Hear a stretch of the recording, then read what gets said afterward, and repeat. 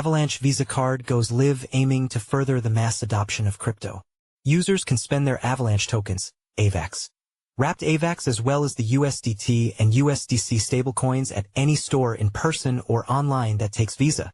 The Avalanche Foundation, the nonprofit that helps steward the development of the Avalanche blockchain, said its much-anticipated Avalanche Card, a Visa credit card that allows users to purchase items with their cryptocurrency, is live and ready to be used. The card was developed in collaboration with Rain, a blockchain-based card issuing platform. It enables users to spend their Avalanche tokens, AVAX, wrapped AVAX and stablecoins USDT and USDC at any store that takes Visa, the foundation said in an email. It's good for in-person or online transactions.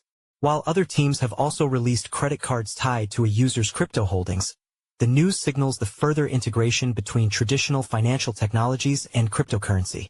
The Avalanche Foundation said in October that it planned to introduce the card, focusing on signing up users from Latin America and the Caribbean. In Tuesday's statement, the team said sign-ups had accelerated in that region, as well as Southeast Asia and Africa.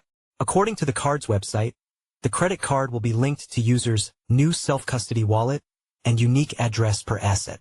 In a move to double down on mainstream adoption of decentralized finance, DeFi, Avalanche remains committed to powering accessible inroads to blockchain for every type of user, the team said.